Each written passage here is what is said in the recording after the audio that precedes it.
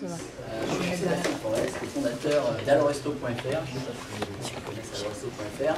C'est en fait le premier site français de restauration livrée à domicile. Restauration livrée à domicile, qu'est-ce que ça veut dire? Pour comprendre, on va revenir 13 ans en arrière.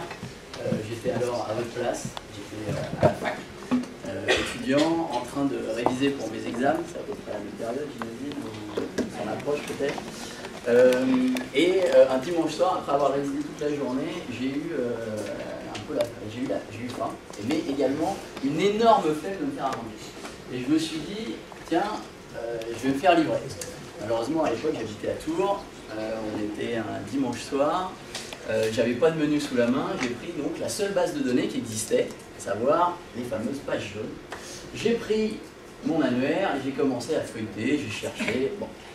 J'ai galéré pour trouver un restaurant d'une part d'ouvert parce que c'était un dimanche. Et ensuite, avant d'en trouver un parmi ceux qui étaient ouverts qui acceptent de me livrer, ça n'a pas été d'une très grande simplicité. J'ai fini quand même par en trouver un, mais j'avais pas sa carte.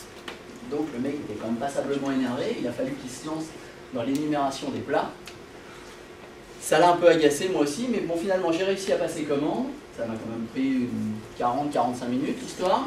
Et en raccrochant, je me suis dit quand même, je dois quand même pas être la seule personne à me retrouver dans cette situation.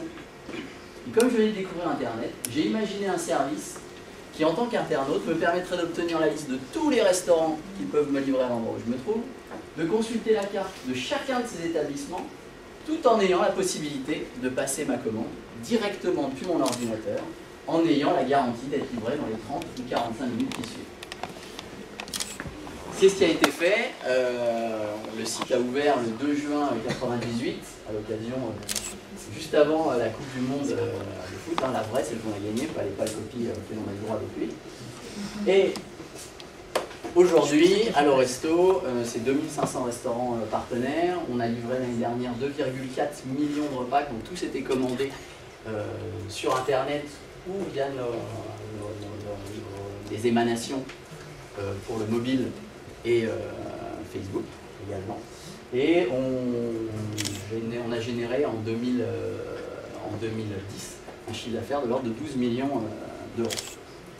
Donc, Aloresto et Facebook, on a commencé à s'intéresser à Facebook de très près à partir de l'année 2009,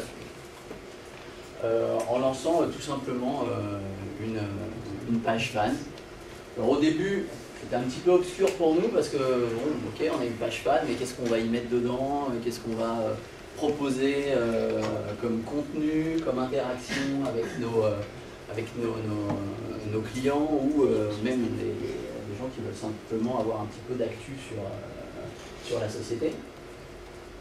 Donc on y allait un petit peu à tâtons, en mettant en place un jeu concours ici, en mettant un petit peu de contenu informatif, un peu amusant sur des descriptifs de cuisine, du monde, des petits articles présentant un plat, une spécialité.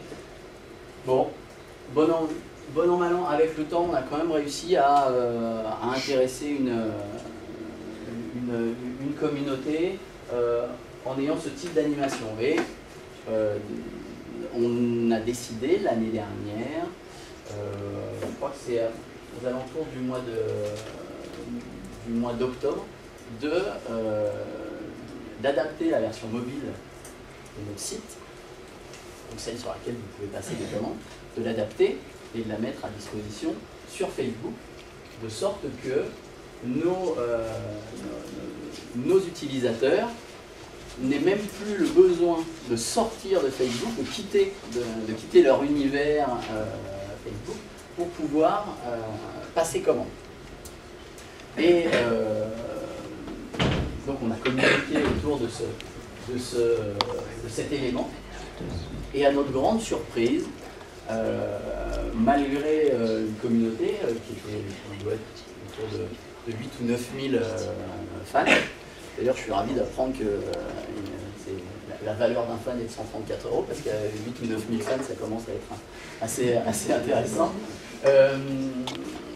Donc malgré cette communauté-là, malgré l'ensemble des clients, on a plus de 200 000 aujourd'hui en France, malgré le succès de la version mobile, eh bien, on s'est rendu compte que le fait de passer une commande depuis Facebook, avec l'outil qu'on a mis en place, bah, c'est pas quelque chose qui est tant recherché, tant demandé par nos utilisateurs et nos fans.